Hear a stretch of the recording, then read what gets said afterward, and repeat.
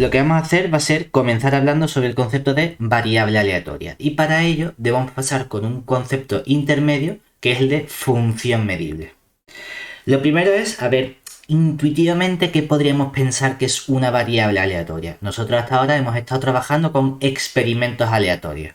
Ese experimento aleatorio me generaba una cosa que llamaba yo espacio muestral, que era el conjunto de los posibles resultados de mi experimento aleatorio.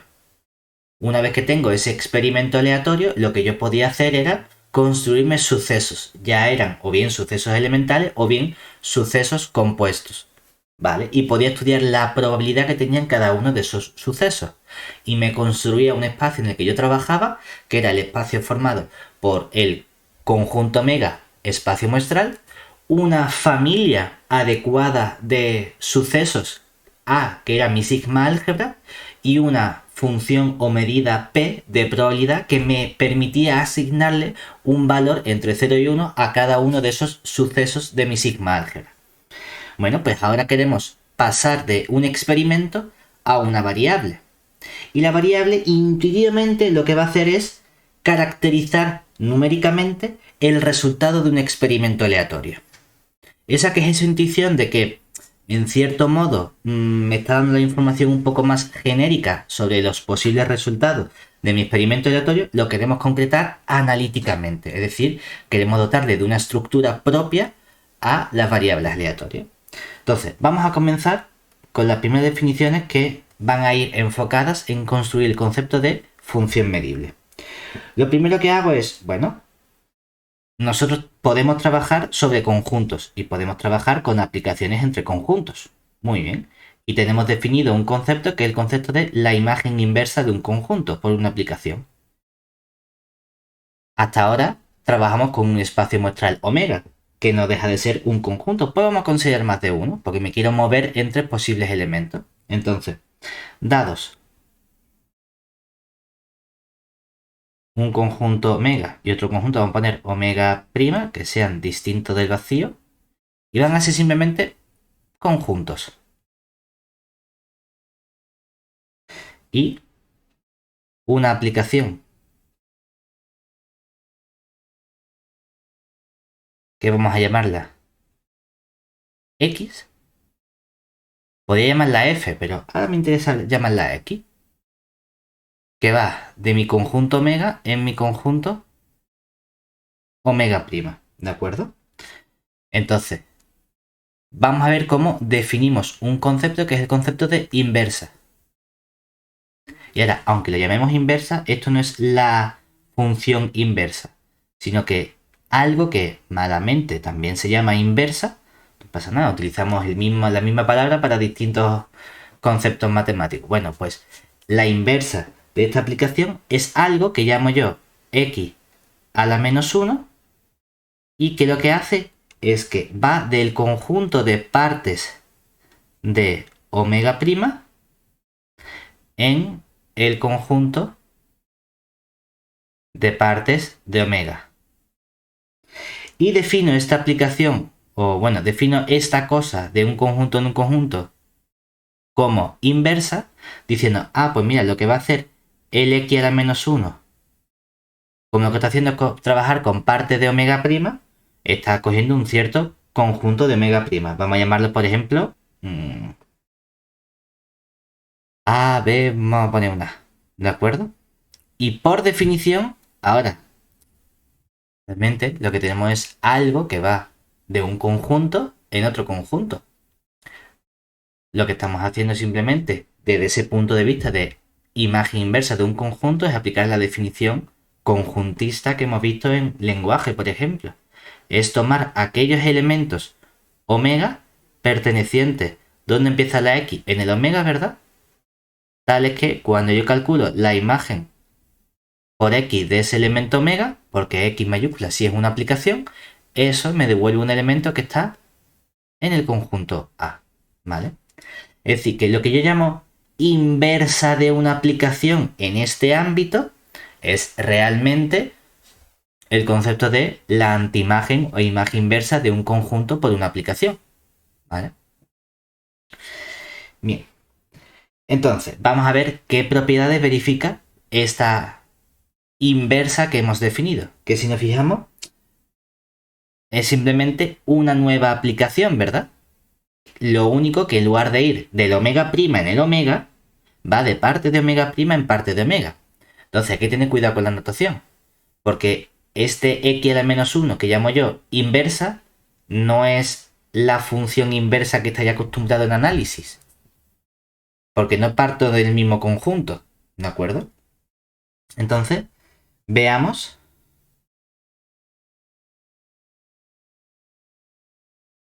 qué propiedades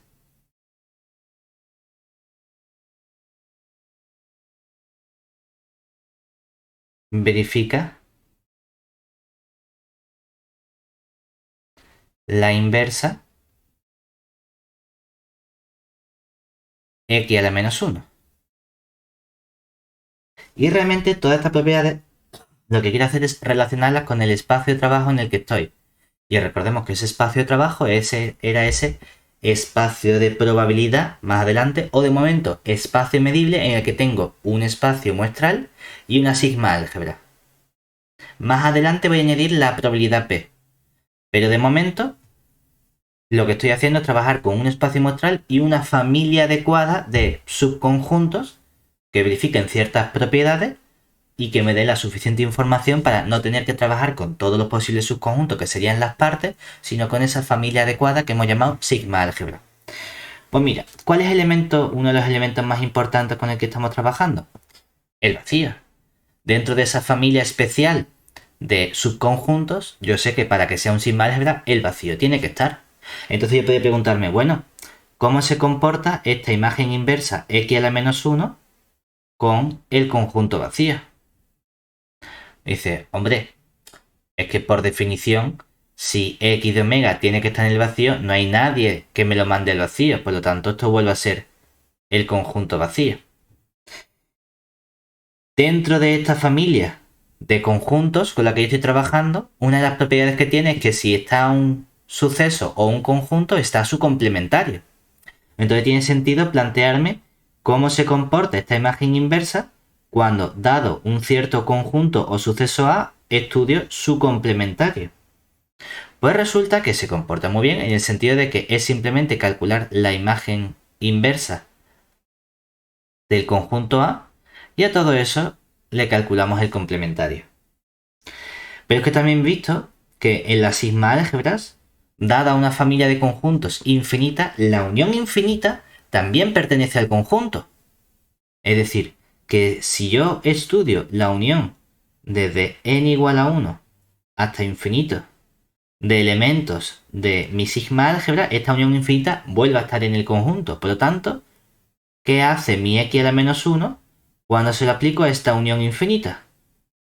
Pues resulta que se vuelve a comportar súper bien con esta unión infinita en el sentido de que cojo la unión infinita de cada una de esas antiimágenes de los conjuntos. Es decir, me permite sacar la unión fuera, por así decirlo. Estas son las operaciones importantes que yo tengo sobre un sigma álgebra. Que el vacío esté, que si está un conjunto está el complementario y que esté la unión infinita de conjuntos. Por lo tanto, quiero ver cómo se comporta esta inversa con esas tres operaciones importantes. Pero es que resulta que, de regalo, nos llevamos una propiedad adicional que tiene esta imagen inversa, que es meramente consecuencia de cómo se comporta la antiimagen de conjuntos con aplicaciones. Y es que yo no tengo garantías a priori de que la intersección deba pertenecer a mi sigma álgebra cuando hago una intersección infinita. La intersección finita sí. Pero resulta que la antiimagen de una intersección infinita también se va a poder obtener como la intersección infinita de las antiimágenes de cada uno de esos conjuntos por separado.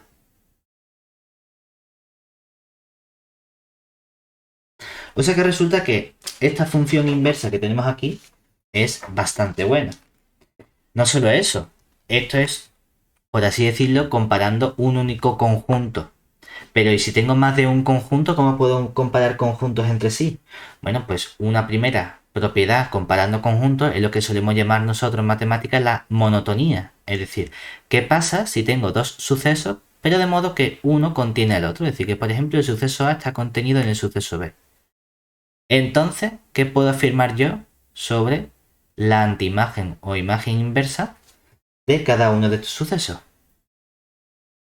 Pues resulta que el x a la menos 1 de A está contenido también en el x a la menos 1 de B. Claro, tiene sentido porque si uno se va a la definición, ¿no? Y dice, oye, ¿cómo demuestro esto? No, yo aplico la definición y digo, es que por definición x a la menos 1 de A es coger aquellos elementos omega minúscula del omega mayúscula, tales que el x de omega pertenece a, pero es que resulta que el conjunto A está contenido en el conjunto B, ¿verdad? Por lo tanto, esto está contenido en los omega pertenecientes tales que x de omega pertenece a B. Y eso es el x a la menos 1 de B. Simplemente cuando aplicamos la definición en todas estas propiedades, sale la demostración muy fácilmente.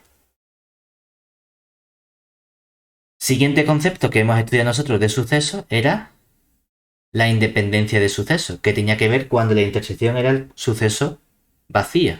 Es decir, ¿qué pasa si yo tengo dos conjuntos A y B de modo que la intersección de A con B me da el vacío? ¿Qué puedo afirmar yo entonces sobre la intersección de x a la menos 1 de A con x a la menos 1 de B?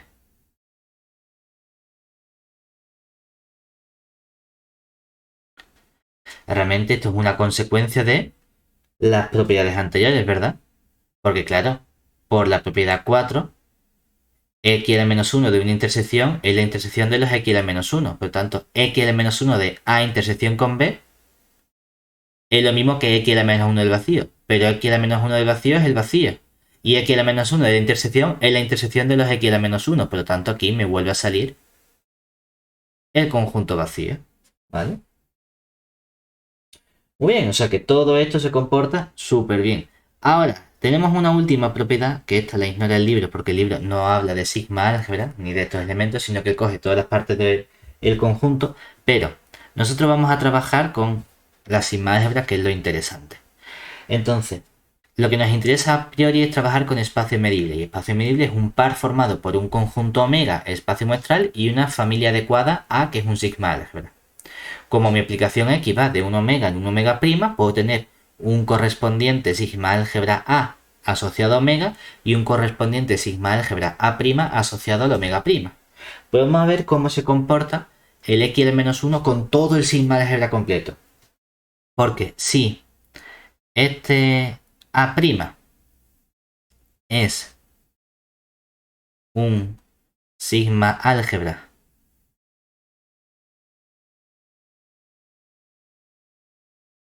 sobre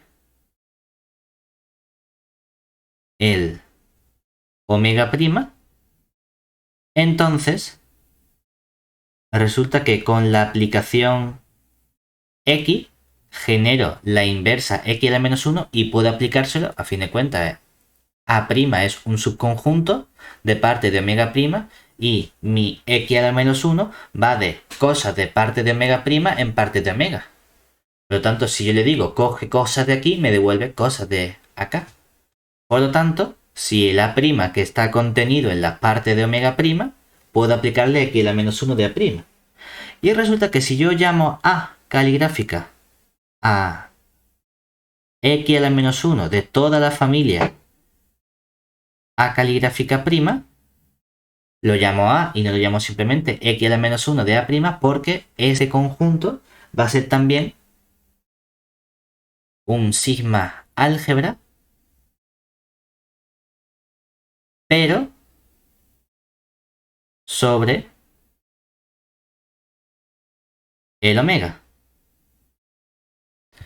O sea que automáticamente si yo tengo una aplicación entre dos espacios muestrales, de modo que a donde llego, al omega prima, ahí hay una buena estructura de familia de sucesos, que es este A', puedo construirme una buena estructura de familia de sucesos en el espacio muestral inicial omega. ¿De acuerdo? Con todo esto ya estamos en condiciones de introducir el concepto fundamental que me va a permitir trabajar con las variables aleatorias más adelante, que es el concepto de función medible. Vamos ya con nuestra definición. A ver qué nos hace falta para poder llamar a algo una función medible. Entonces decimos, bueno, pues dados dos espacios medibles que son el omega con su correspondiente familia A caligráfica y el omega prima con su correspondiente familia A prima caligráfica. Recordamos, espacio medible significa que omega es un espacio muestral asociado a un determinado experimento aleatorio y A es un subconjunto de parte de omega que es una sigma álgebra. Es coger alguno de todos los posibles subconjuntos compuestos por omega, donde está el vacío, está el total, si está un conjunto, está el contrario, si hay una familia infinita de conjuntos, está la unión infinita, ¿de acuerdo? Pues dado dos espacios medibles, omega A y omega prima y A', y una aplicación entre ellos que sea X, la que hemos llamado, que va del omega en el omega prima, decimos que X es una función medible si nosotros ¿qué sabemos?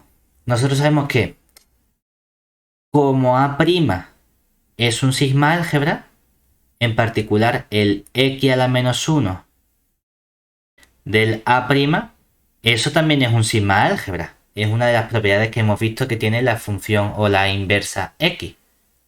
Pero es que yo ya tengo un sigma álgebra A sobre omega, ¿verdad?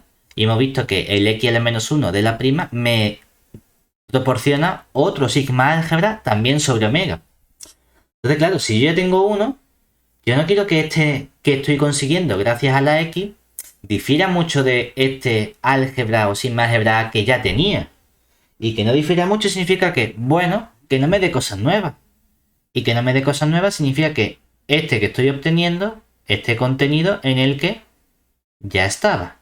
Eso es lo que tiene que ocurrir para que algo sea una función medible. Que no me genere nuevos elementos de mi sigma álgebra que ya estaba. ¿Vale? Bueno, pues con esto ya vamos a ser capaces de introducir el concepto de variable aleatoria. Ahora, dentro de la variable aleatoria podemos estudiar o trabajar con muchos tipos de variables aleatorias. Nosotros vamos a centrarnos únicamente en las variables aleatorias reales. También hay complejas y las cosas se ponen mucho más complicadas, pero vamos a trabajar solo con las reales. Entonces ya estamos en condiciones de dar nuestra definición fundamental y a partir de ahí caracterizar toda la información que podamos referente a las variables aleatorias. Entonces, sea omega, A sería un espacio medible y voy a añadir una función o medida de probabilidad P para hablar de un espacio de probabilidad. Y tenemos las tres herramientas fundamentales. Entonces, se define una variable aleatoria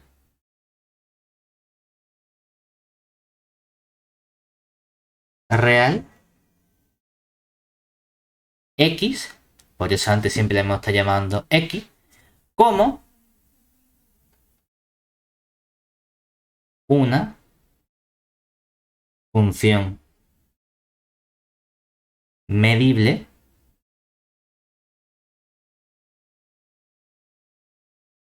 Y la función medible que era una aplicación que iba del x, del omega, y como real lo que le voy a exigir es que no vaya en un omega prima arbitrario, sino que vaya a R. ¿De acuerdo? ¿Dónde?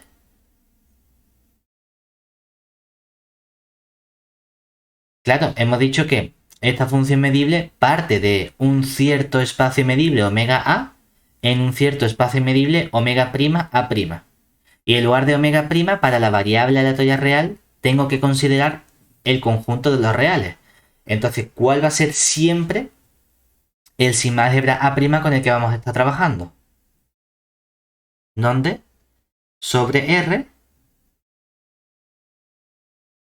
consideramos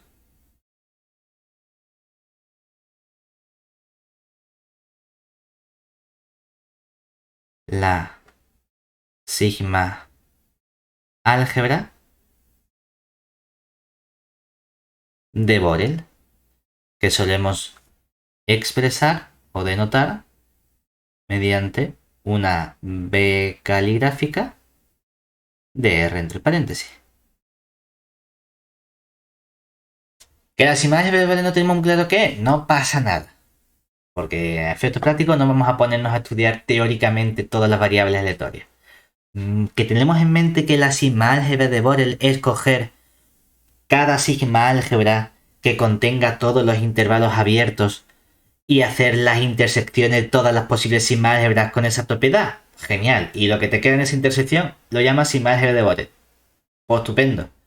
No hace falta que lo tengamos tan en mente. Simplemente es algo que, a efectos prácticos, lo que tenemos que entender por una variable aleatoria real es como una función continua, pero que a lo mejor no es continua en algunos puntitos. Es lo único que nos interesa. Eso es para nosotros más o menos algo medible. Algo que va a ser continuo, pero hay puntos en los que puede ser que no sea continua. Pero no van a ser muchos puntos. ¿Vale? Una vez que tenemos esto, vamos a ver qué elementos van a caracterizar a mis variables aleatorias. Lo primero que vas a hacer es definir lo que se llama el soporte de una variable aleatoria. El soporte de una variable aleatoria va a ser aquellos valores que puede tomar mi variable aleatoria. Y desde el punto de vista de interpretar una variable aleatoria como una función medible, que no es otra cosa que una aplicación, el soporte es simplemente la imagen de esa aplicación. Entonces, una de las primeras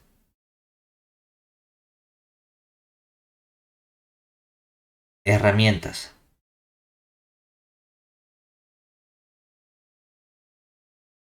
que nos permiten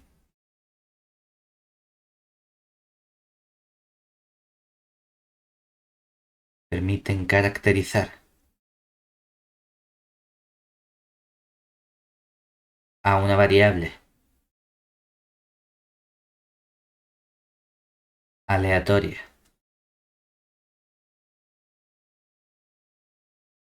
real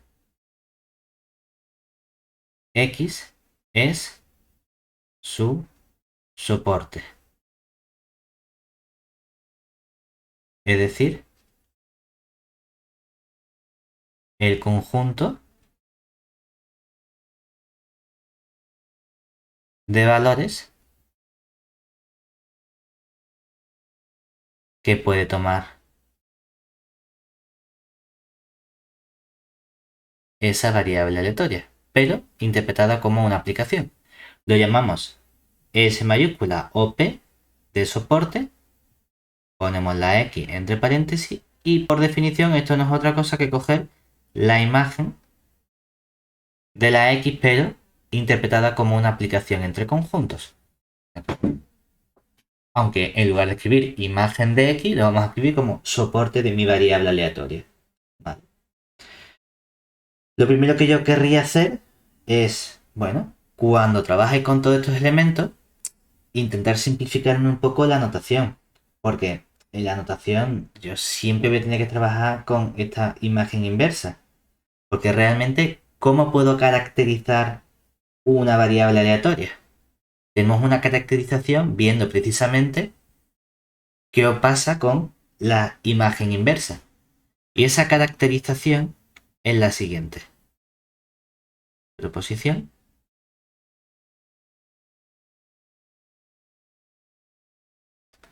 que decimos sean,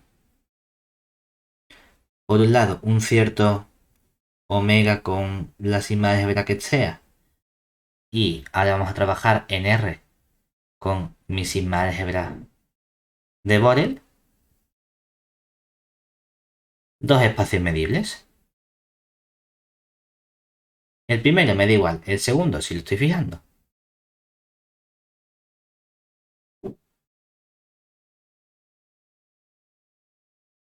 Entonces, una función o una aplicación.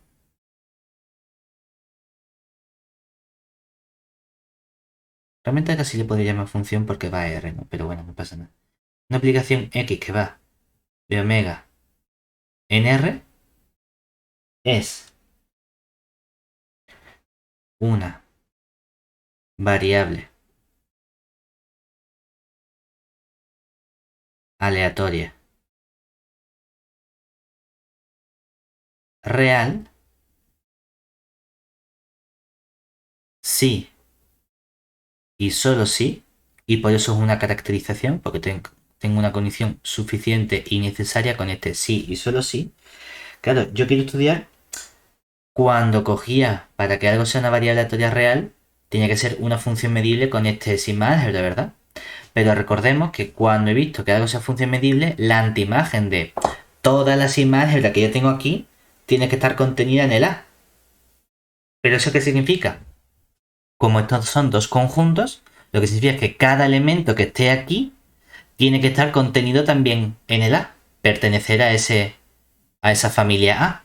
Pero es que yo sé cómo son los elementos de la sigma álgebra A', que son la sigma álgebra de Borel.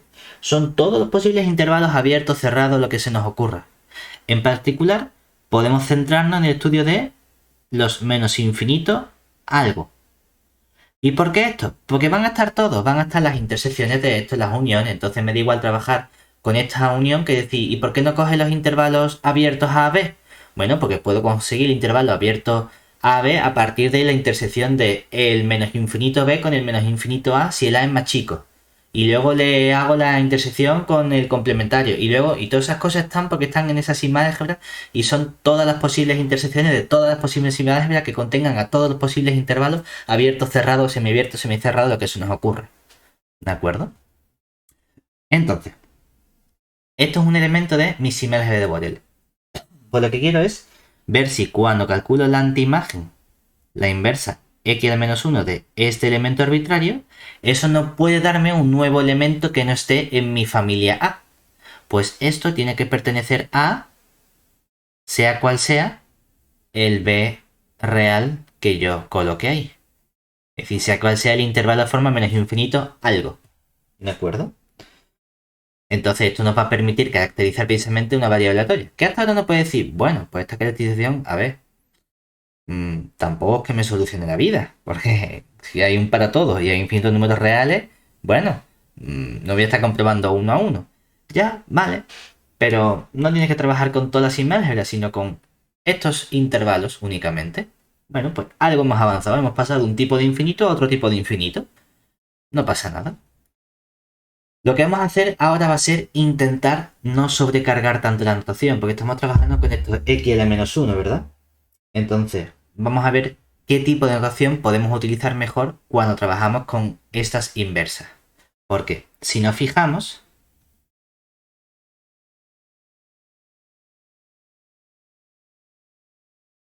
estamos trabajando todo el rato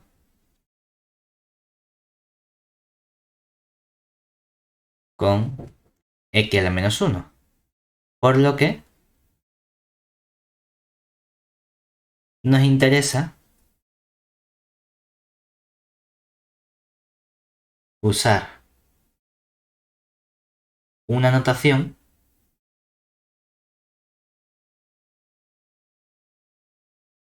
que nos permita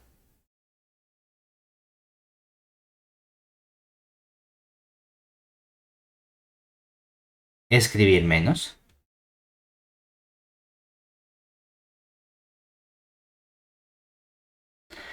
¿Qué notación va a ser esa? Yo estoy trabajando con x al menos 1 de algo, ¿verdad? De un conjunto. Que dice, bueno, ¿cómo? Igual que tengo un conjunto, que antes era el menos infinito b, en general puedo tener un intervalo lo que sea. Ya sea abierto en un extremo y cerrado en el otro, con un infinito, con un menos, con un más infinito, me da exactamente igual, ¿verdad? Pero x al menos 1 de un intervalo genérico. Dices, vale. ¿Esto por definición qué significaba?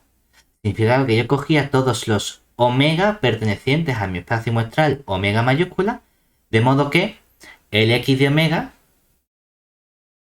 tenía que pertenecer a lo que yo colocaba aquí dentro, que era el intervalo a, b.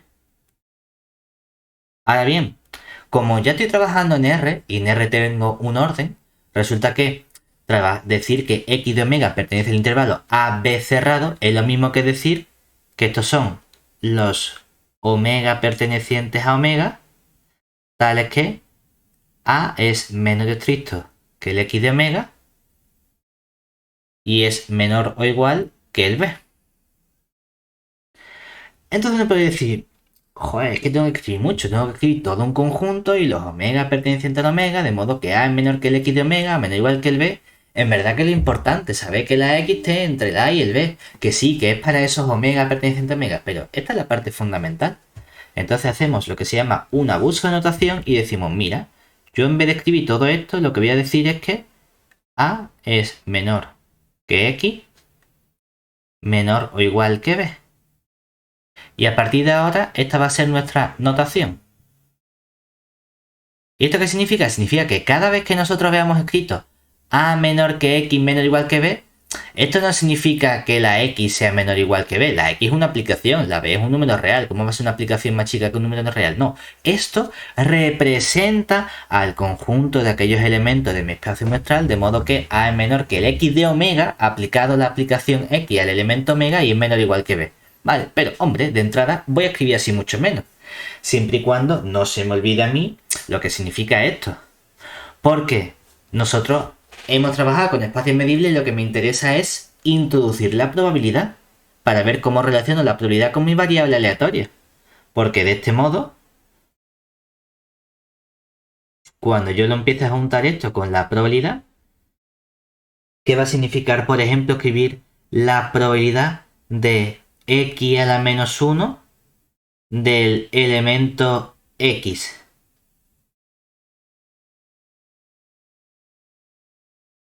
Claro, dice, no, es que esto sería coger la probabilidad de todos los omegas pertenecientes a omega mayúscula, tales que el x del elemento omega pertenece al conjunto formado únicamente por el elemento x, ¿verdad?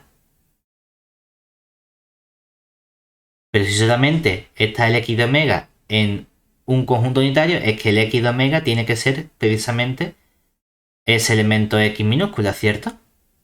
Y nosotros lo que decimos, nos quitamos las omegas, nos quitamos la llave de conjunto, nos quitamos el omega perteneciente a omega mayúscula y esto va a ser simplemente probabilidad de, ¿qué es la parte importante? La parte importante para mí es que tengo esta x, tengo el simbolito y tengo el otro elemento. Pues aquí dentro voy a escribir simplemente x igual a x chica. Hombre, pues no es lo mismo escribir probabilidad de x igual a x minúscula que escribir la probabilidad del conjunto de los omega pertenecientes a la omega mayúscula, tales que x de omega pertenece al conjunto unitario formado por el x. Así escribo mucho menos. Esa es la única finalidad. Ya que vamos a estar trabajando todo el rato con estas cosas, vamos a intentar no sobrecargarnos tanto la notación. ¿De acuerdo? Muy bien. Pero lo que vamos a hacer va a ser introducir una primera variable aleatoria a través de una función muy sencillita. Vamos a trabajar con una función que va a jugar un papel fundamental más adelante con todo, que es lo que llamamos la función indicador o función característica o función indicatriz o tiene muchísimos nombres, ¿de acuerdo? Esencialmente yo lo veo siempre como o función indicador o función característica. Depende de dónde estés trabajando. No lo sé de qué depende exactamente. Entonces, vamos a introducir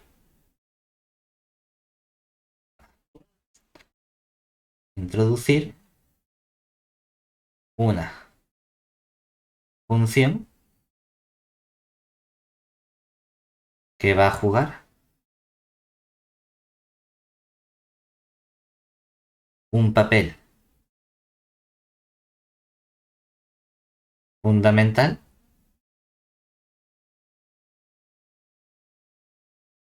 en el desarrollo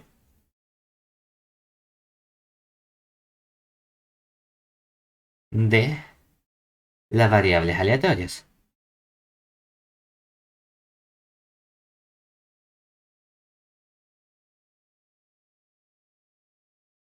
Entonces, tenemos nuestra definición y decimos, mira, aquí lo que hacemos es, podemos trabajar con un espacio muestral, pero esto en realidad también se puede definir simplemente con conjunto. Entonces, dado A, distinto del vacío, conjunto,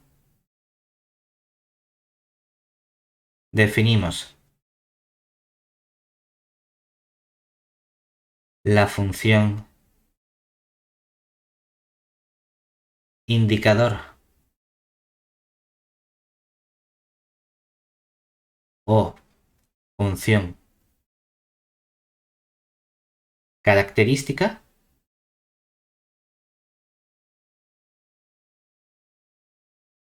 de A como. Pues, normalmente cuando le llamo función indicador lo escribo con una I mayúscula y como subíndice el A de un cierto elemento, el que sea, le puedes poner omega, aunque más adelante lo vamos a escribir con una X casi siempre, ¿de acuerdo? Y cuando lo escribo o lo llamo función característica suelo escribir una chi, que es como una X curvadita y luego la X normal, ¿vale? De A. Vale. Esto es simplemente notación, que tú coges la notación que más te guste, o la I o la X de A. Normalmente en estadística solemos utilizar más la I y en análisis, por ejemplo, solemos utilizar más la característica con la chi. Lo importante es la definición. Pues mira, una cosa muy sencilla porque es indicador o característica porque me va a indicar si el elemento omega pertenece al conjunto A o no.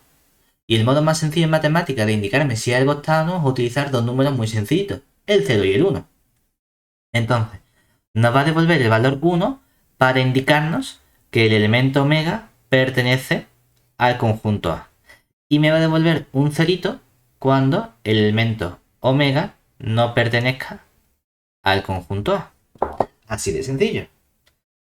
Entonces, ¿por qué es interesante esta función indicador? Porque aparte de que más adelante la vamos a ver prácticamente en todas las variables aleatorias con las que vamos a trabajando, la función indicador me permite introducir el primer ejemplo de variable aleatoria más sencillo que puedo construir. ¿De acuerdo? Que no se nos olvide que una variable aleatoria intuitivamente era una característica numérica asociada al resultado de un determinado experimento aleatorio, aunque analíticamente lo he definido como una función medible de un espacio medible que verifica ciertas propiedades. Que el espacio al que llega no es cualquier espacio, sino que es R con la sigma álgebra de Borel, etc. ¿Vale? Pues vamos a introducir lo que sería la primera variable aleatoria. Entonces, la primera variable aleatoria con la que vamos a trabajar es lo que se llama la variable aleatoria Bernoulli. Aunque vamos a volver a trabajar con ella más adelante cuando hagamos esa clasificación de variable aleatoria, vamos a comenzar viendo cómo se construye, cómo se relaciona. Decimos, mira, nosotros estamos trabajando a fin de cuentas con espacios medibles y como es una variable aleatoria real, necesito un espacio medible omega A y R con su sigma álgebra de Borel. Es decir, sean omega A y R con nuestra sigma álgebra de Borel B de R, dos espacios medibles.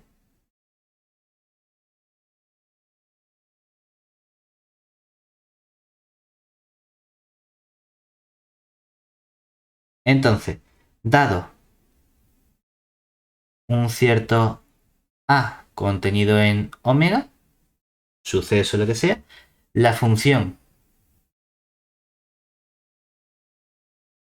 indicador de ese conjunto lo que hemos llamado I de A, es algo que va del omega, ¿verdad? En R porque me devuelve cuánto, o 0 o 1, ¿cierto? Pues entonces esto efectivamente es una función indicador, ¿verdad? Ahora, para que sea una función medible, ¿qué tiene que ocurrir? Lo que tiene que ocurrir es que el i a la menos 1 de cualquier elemento de B de R pertenezca a la A, ¿verdad? Pues resulta que esta función indicador es una variable aleatoria si y solo si el suceso A que estoy eligiendo de omega, que era un subconjunto de omega, no es cualquier subconjunto de omega, sino que ese conjunto es un elemento de mi sigma álgebra A, ¿de acuerdo? Entonces, en ese caso,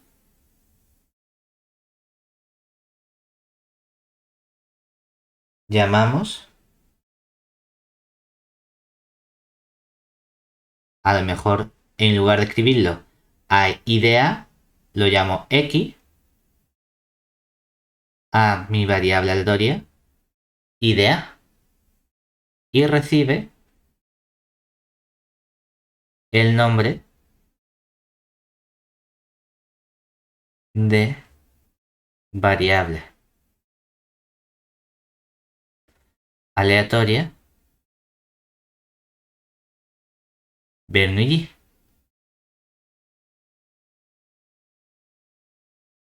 Además, ¿cuál es el primer elemento característico que hemos visto asociado a las variables aleatorias? El soporte. Entonces, ¿quién sería el soporte de mi variable aleatoria? Los valores que toma. Pero mi función indicador en un conjunto, ¿qué dos valores toma? O me devuelve un 0 o me devuelve un 1. Por lo tanto, el soporte de esta variable aleatoria es el más sencillo, que es o 0 o 1. ¿De acuerdo? Solamente hay una variable aleatoria más sencilla que cualquiera otra que se nos ocurra con nombre propio, que son las constantes. Después de las constantes, la más sencillita es esta que introducimos o que llamamos variable aleatoria de tipo Bernoulli. ¿De acuerdo? Bueno, entonces, una vez que tenemos toda esta información, nosotros queremos ver cómo podemos seguir trabajando con las variables aleatorias. Es decir, vamos a introducir un concepto un poquito más general que me permita a mí componer ciertas variables aleatorias con funciones. Porque a fin de cuentas, la variable aleatoria es algo que va del omega en el R. Pero una vez que estoy trabajando en R, sobre R yo puedo construir funciones, ¿verdad? Ahí puedo tener funciones que vayan de R en R. Y entonces puedo hablar de composición de funciones. De algo que va de omega en R con algo que va de R en R. Y plantearme, ¿y esa composición final es algo que va de omega en R, pero a lo mejor ha perdido la información de ser una variable aleatoria por el camino? Pues vamos a definir aquella clase o familia de funciones de R en R que me permiten mantener esa información por el camino cuando realizo la composición. Que es una clase importante de funciones que son medibles, pero le llamamos medibles Borel. Entonces, definición.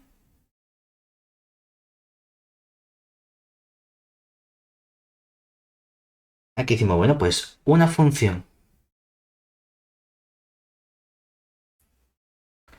g que vaya de R en R como función de variable real, de la de f de una variable real. Se dice medible Borel, y aquí entra la parte de es que esto no son funciones de una variable real, sino que es probabilidad. Sí, medible Borel porque de algún modo tiene que aparecer la sigma de Borel, ¿verdad? Pues lo que quiero ver es que cuando cojo la imagen inversa g a la menos 1 de cualquier elemento de la sigma álgebra de Borel, eso vuelve a ser un elemento de la sigma álgebra de Borel.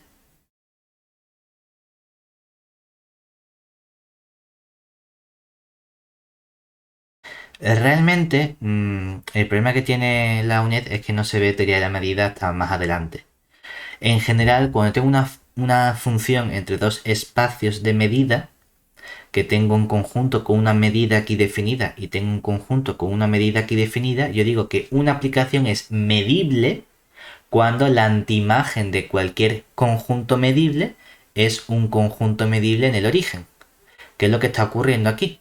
Lo que pasa es que como tengo R y la simetría con la que estoy trabajando es la de Borel, y la medida que estoy trabajando es con la de Lebesgue, pero en ningún momento lo decimos, sino que decimos, no, le ponemos este nombre y está como intrínseco ahí, pues cojo precisamente cualquier conjunto B del final y quiero ver que esté en la familia importante del principio, pero como es la misma, pues que para todo B de la simetría de Borel, la antiimagen sea también un resultado de la simetría de Borel. Realmente todos los conceptos en topología se definen así. ¿Cómo se define que una función sea continua? Cuando dado cualquier abierto que es un elemento de la topología del final, la antiimagen es un elemento de la topología del principio. Otra cosa es que nosotros estamos acostumbrados a las caracterizaciones de esas definiciones o de esos conceptos. Pero prácticamente todo lo que tenga que ver con funciones y apellidos que se ponen en funciones, a ver qué hace con las cosas del final, le calculo la antiimagen a ver si sigue funcionando bien. ¿Vale? Ya sea continua, medible, abierta, cerrada, etc. Bueno, pues vamos a ver cómo podemos caracterizar, porque está la definición, pero a ver si puedo dar una caracterización de que una función sea medible Borel. Pues resulta que sí, y si nos acordamos, hemos visto cómo se caracterizaban las aplicaciones, perdón, las variables aleatorias reales en función de qué ocurría con la antiimagen de unos conjuntos muy concretos. Pues resulta que una función g que vaya de R en R es medible Borel si y solo si los conjuntos importantes no era coger cualquier conjunto B, sino era coger un conjunto que fuese de la forma menos infinito, B. Y aquí cerrado. Pues en lugar de coger la antiimagen o imagen inversa de un abierto o un elemento B arbitrario de estas imágenes, voy a coger la de estos elementos. Pues cuando calcule g a la menos 1 de esos conjuntos, eso tiene que estar en B de R. Tiene que ser de nuevo un elemento de mi simetría de Borel. Y eso es independiente del elemento B real que yo coja. Hombre, paso de no tener que coger cualquier posible elemento de mi simetría de Borel, sino que tener que coger unos elementos muy concretos. Me he reducido la cantidad de elementos con los que tengo que trabajar.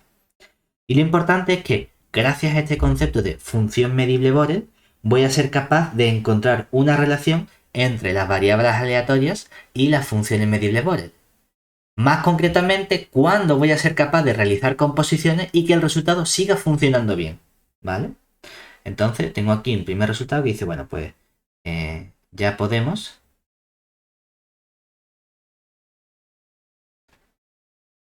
estudiar la composición. No me vale que yo componga cualquiera aplicaciones, sino tienen que ser aplicaciones con propiedades muy concretas. Bueno, pues tengo aquí primer resultado, proposición, que me dice, venga, entonces, sea x una variable aleatoria real y, g una función medible Borel. Bueno, pues entonces, si yo llamo, por ejemplo, y a componer la x con la g, vaya que esto es simplemente hacer la g de la x mayúscula, esto es una variable aleatoria real.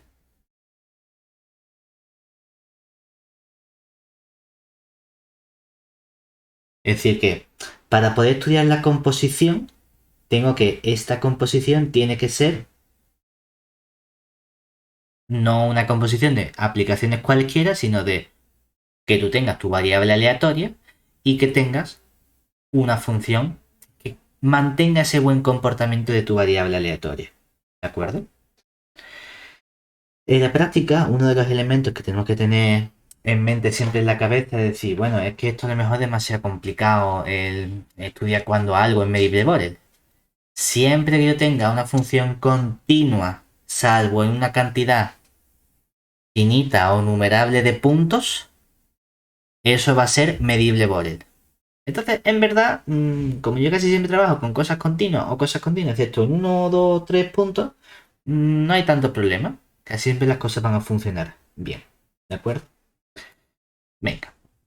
Pues vamos a estudiar a continuación lo que sería, una vez que ya he introducido ese concepto de variables aleatorias, quiero ver cómo las puedo combinar entre sí. ¿Por qué? Ya he visto qué tiene que ocurrir para que pueda componer. Pero hay cosas más sencillas que componer, como esto son aplicaciones, yo puedo sumar aplicaciones, restar aplicaciones, multiplicar, hacer el elevado absoluto. Entonces quiero estudiar lo que sería el álgebra de las variables aleatorias. Que básicamente lo que queremos ver es cómo se comportan las variables aleatorias con la composición, con la suma, la resta, etc. A ver si todo sigue funcionando bien o hay casos en los que tengo que tener un poquito de cuidado.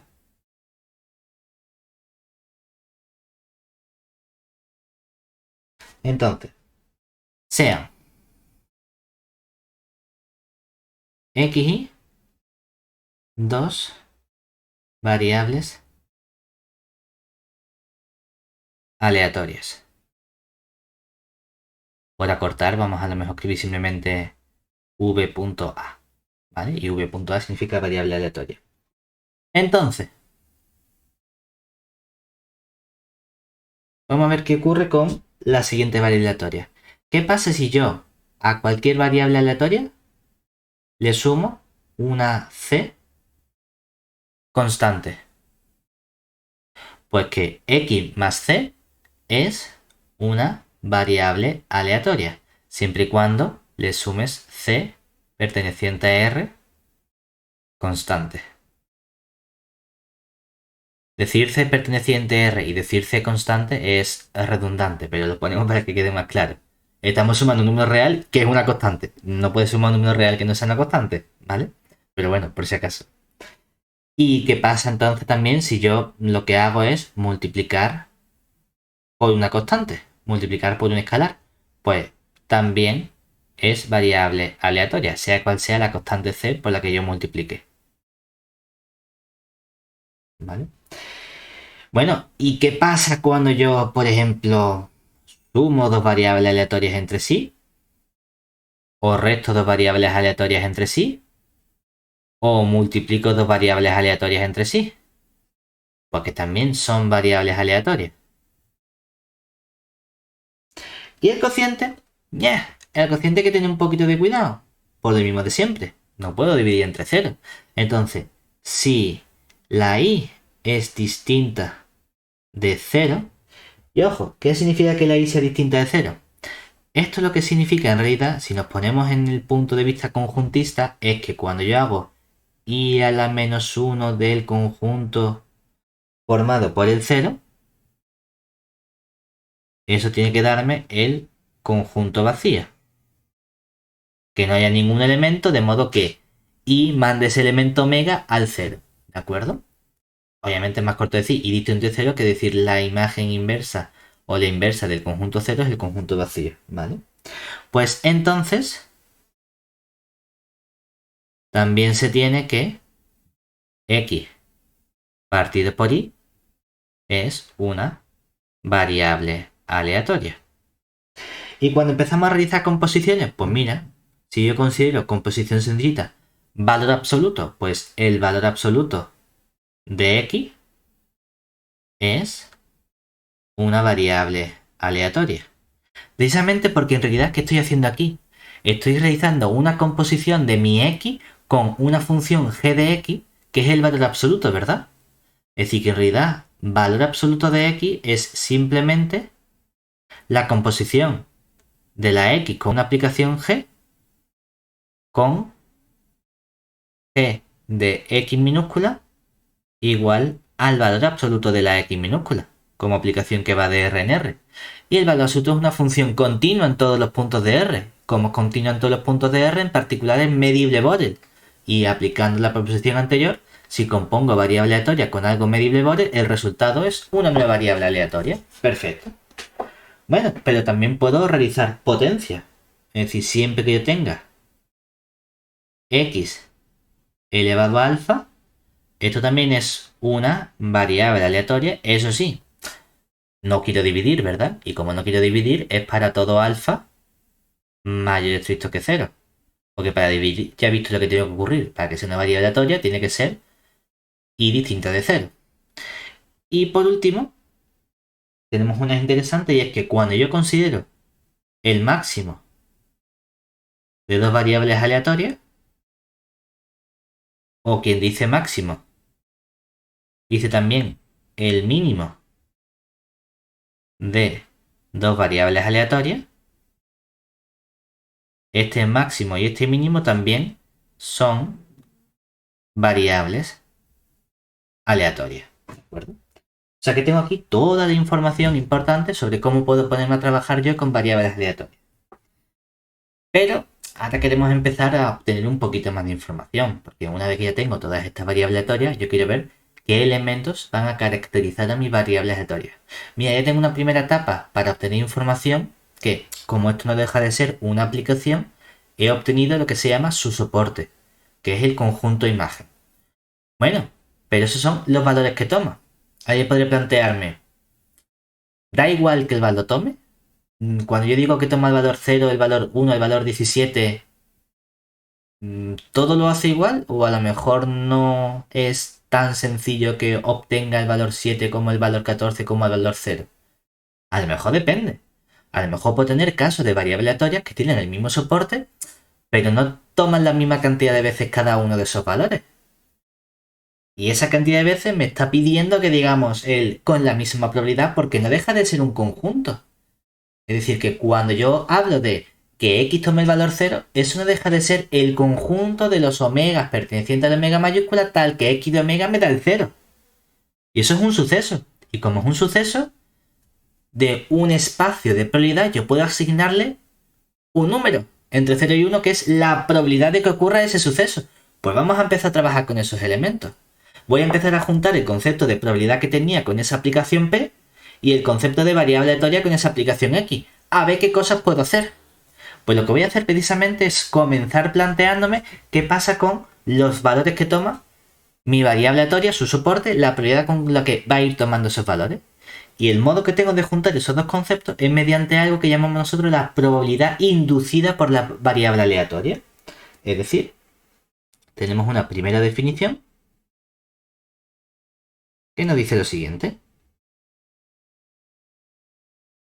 Decimos, venga, sea omega AP un espacio de probabilidad.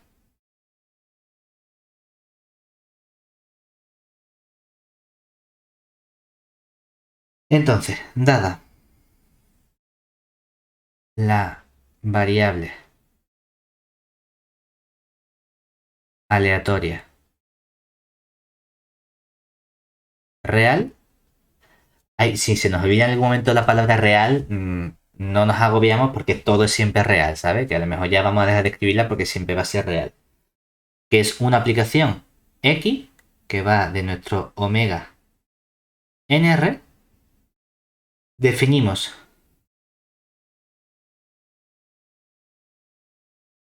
la probabilidad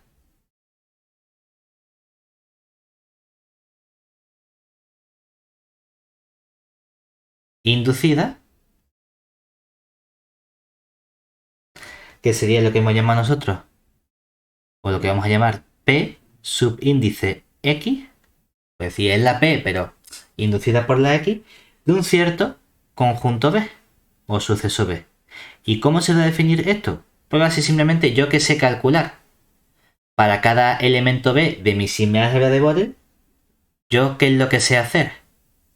Sé calcular la imagen inversa de ese elemento. Pues voy a calcular la imagen inversa x a la menos 1 de ese elemento. Pero oye, hay una p por aquí. Pues voy a calcular la probabilidad con que toma ese valor. Eso es lo que estoy haciendo realmente. Probabilidad inducida es hablar únicamente de la probabilidad de que el x tome los valores que están en el suceso b. ¿De acuerdo? Realmente nosotros acabamos de llamar a esto probabilidad inducida.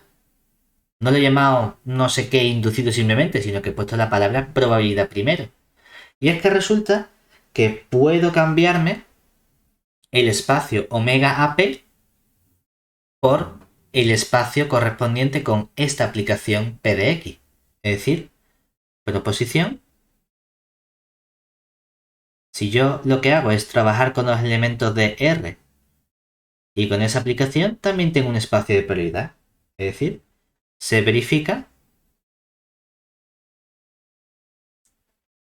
que la terna formada por el conjunto de los reales, que sería mi espacio muestral, la simálgebra, que es la simálgebra de Borel, y necesito una aplicación o medida de probabilidad que en vez de trabajar con la P voy a trabajar con la P de X, esa probabilidad inducida, pues estos tres elementos forman un espacio de probabilidad.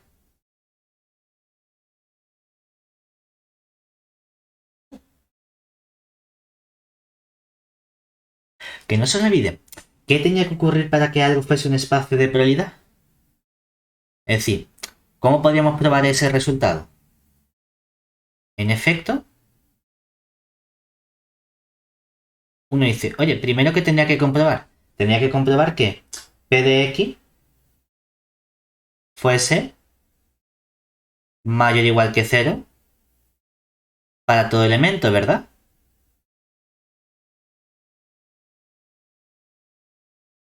¿Y esto ocurre? Hombre, es que por definición P de X de un conjunto B se define como la P de X a la menos 1 de B, ¿verdad? Y resulta que por ser X una variable aleatoria, X a la menos 1 es algo que está siempre ¿dónde? En el A. Y cuando calculo P de un elemento de A como omega AP, si es un espacio de prioridad, P de algo de A es siempre mayor o igual que 0. Por ser omega AP espacio de probabilidad.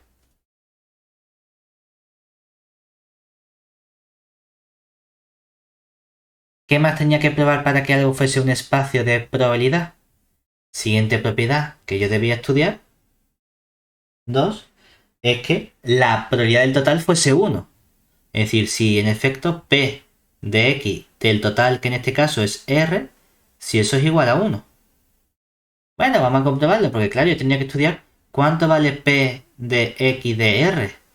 Es que por definición de probabilidad inducida por la variable aleatoria X, esto es P de X a la menos 1 del total R. Pero como X a la menos 1 es una aplicación, esto que no se olvide son todos los elementos, de modo que X de omega pertenece a R, pero es que X siempre va de omega a R. O sea que esto es todo P de omega. Pero como omega P si es espacio de probabilidad, cuando hago P del total, eso sí que me da 1. O sea que ahí lo tengo también. Y por último, ¿qué me falta?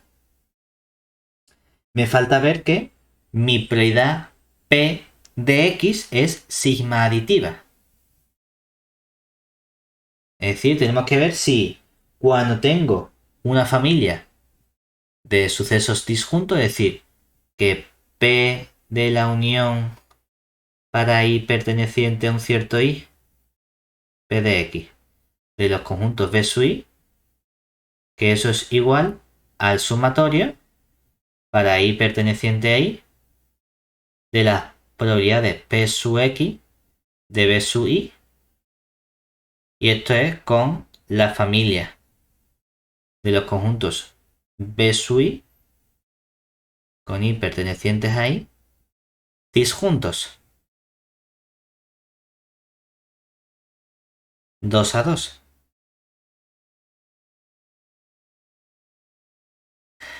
Claro, pero es que cuando uno coge y dice, vale, yo tengo que estudiar quién sería P, X de esta unión arbitraria de elementos B sub i. Pero por definición, ¿esto quién es? Esto es la P de X a la menos 1 de esta unión para i perteneciente a i de los B sub i. Pero una de las primeras propiedades que hemos visto de la inversa de x a la menos 1 es que me saca las uniones para afuera. O sea que esto se convierte en la probabilidad de la unión para i pertenecientes a i de los x a la menos 1 de los B sub i.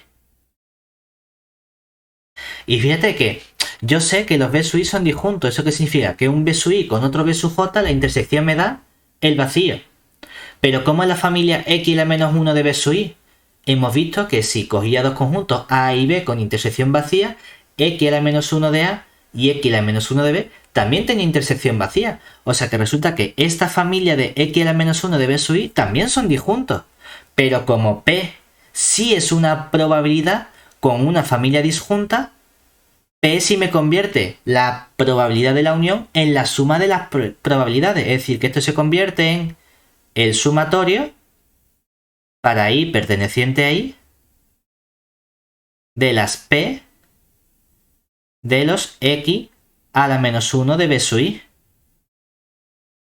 Y allá volvemos hacia atrás porque por definición P de x a la menos 1, eso es precisamente coger el sumatorio para i perteneciente a i de la probabilidad inducida por x del conjunto B sub i. Que es lo que queríamos demostrar. O sea que efectivamente este terna R con las imágenes de Borel con la probabilidad inducida no es una función cualquiera, sino que es una probabilidad muy concreta que me lo convierte en espacio de probabilidad y es justamente una de las herramientas con las que yo quiero estar trabajando siempre. ¿De acuerdo?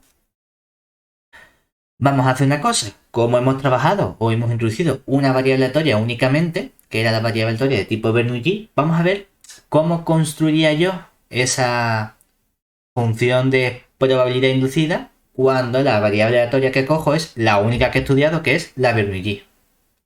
Aquí vamos a hacer un ejemplo y es que ejemplo, veamos qué aspecto tiene la probabilidad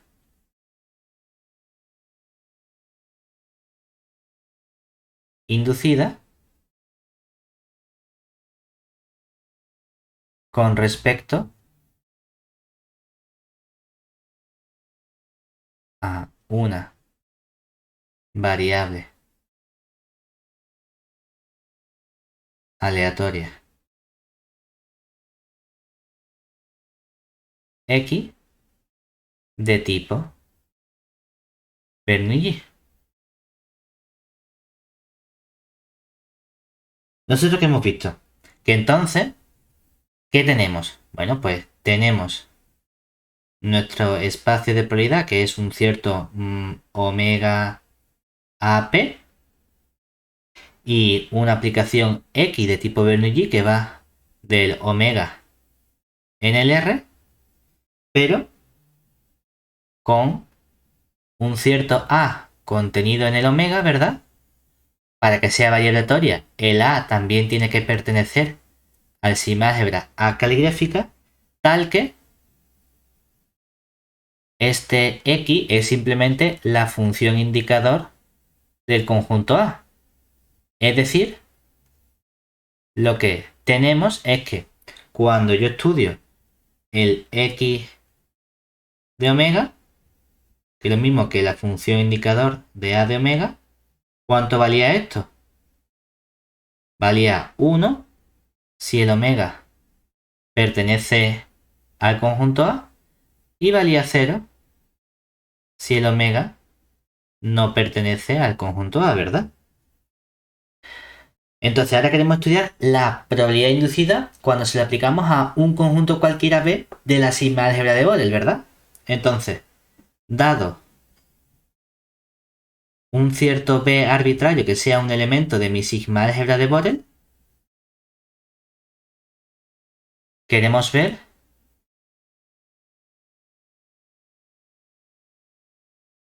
cómo quedaría la probabilidad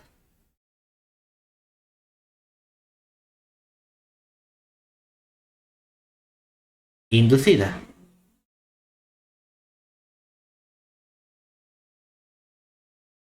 Es decir, yo quiero ver quién sería el P de X de ese conjunto B. Que esto no es otra cosa que el P de X a la menos 1 de B. Y que por definición, cuando lo hacemos extenso, ¿verdad? Esto es la probabilidad de ¿quién? De que nos quede los omega pertenecientes al omega, tales que el X de omega pertenece al conjunto B, ¿verdad? Y vamos a pensar, porque resulta que X de omega, ¿qué valores toma? O 1 o 0, ¿verdad? Entonces, ¿qué pasa si ni el 0 ni el 1 pertenecen al conjunto B?